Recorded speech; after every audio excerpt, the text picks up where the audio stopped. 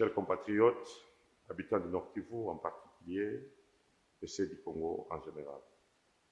Nous avons suivi non sans peine un ministre du Nord Kivu tenir des propos mensongers à l'égard du président Moïse Katumbi et de sa tendre épouse Aboutemou.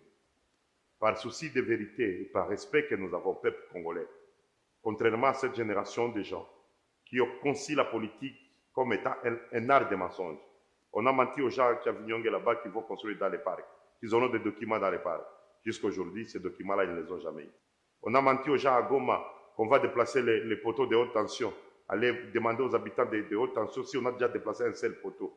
On vient maintenant mentir aux gens, encore une fois, sur un homme qui n'a que son cœur pour son pays, qui n'a que le Congo comme pays. Quand M. Félix amène M. Kagame à Serena ici pour signer un contrat pour lui attribuer la Sakima, c'est Moïse Katumbi, à travers son élu au Parlement, Jean-Claude Kibala, qui alerte la nation. On a accordé à une société rwandaise les mines de la Sakima.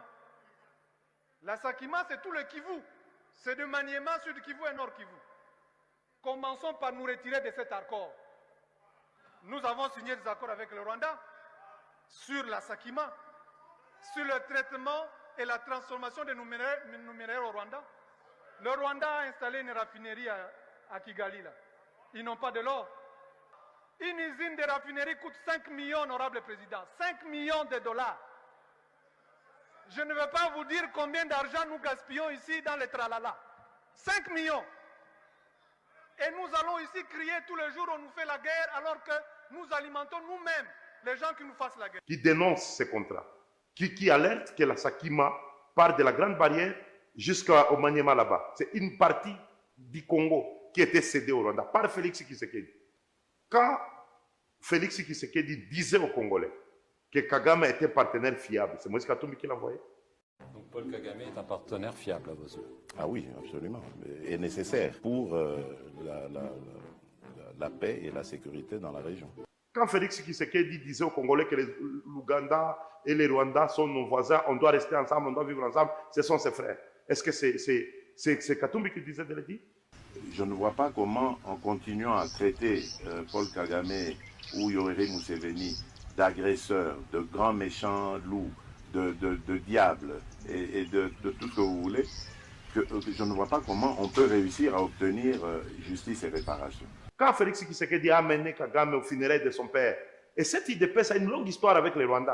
On a vu Étienne Tshisekedi venir ici, à Goma, à l'époque de l'ASD, quand tout le monde convergeait vers Kinshasa pour réunifier le pays, Tshisekedi est venu ici comploter avec les Rouberois contre la République. Ce sont des faits, nous avons des vidéos et des images. Et aujourd'hui, un mensonge cousu à fil blanc par des gens qui sont habitués à mentir les gens, surtout à la veille des élections, traite Moïse Katumbi de, c'est pas, très service des étrangers, sa femme serait rwandaise. La femme de Moïse Katumbi n'est pas rwandaise.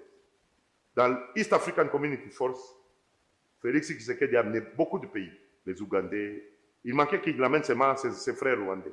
Mais les Burundais, et Félix Tshisekedi l'a dit dans une interview que vous êtes en train de suivre, il l'a dit clairement que de toutes les forces qu'il y a dans cette armée, dans East African Force, seuls les Burundais se battent aux côtés des FARDC. Nous avions remarqué dans les localités où le contingent ougandais et kenyan principalement s'était déployé, il y avait comme une connivence avec les rebelles. Il leur permettait de lever des taxes et de se comporter comme en terrain conquis, ce que les Burundais ne faisaient pas. La femme de Moïse Katumbi est burundaise, la sœur de ces militaires qui sont en train de perdre le sang aux côtés des FARDC. Nous, Congolais, n'avons-nous pas donné une première dame à Brazzaville? Est-ce que les Brazzavillois sont-ils morts? Les Brazzavillois, à un moment, n'ont-ils pas donné une première dame au Gabon? En Côte d'Ivoire, la première dame n'était pas française, les Ivoiriens sont morts. Ouattara n'est pas un grand président. Aujourd'hui, le monde civilisé nous regarde. Des propos d'une autre génération ne peuvent plus passer. Un homme est libre d'épouser la femme qu'il aime, peu importe ses origines. Cette femme a accompagné cet homme. Il a été le meilleur gouverneur de ce pays avec cette femme. Il est le meilleur président d'une équipe de football avec cette femme. Ils ont construit le meilleur stade de ce pays avec cette femme. Confions-leur la République. Cette République va changer d'image avec Moïse Katumbi. N'écoutons pas des gens qui ne savent pas d'où ce pays vient, qui ne savent pas où ce pays va. Et je vous promets de faire du Congo l'Allemagne de l'Afrique. Que d'ici la fin de mon mandat, vous allez voir un Congo nouveau, un Congo fort, un Congo puissant et prospère, un Congo qui va parler. Ils sont contents de gérer l'argent des rames qu'ils sont en train d'utiliser pour acheter des villas et des maisons de leurs enfants. Et ils commencent à nous mentir pour nous haïr et rejeter la personne qui, aujourd'hui, est la seule capable à sauver la République. Je dis et je vous remercie. Ça ne sert à rien de vous battre pour des morceaux de terre alors que c'est l'East African Community qui deviendra notre pays en fait.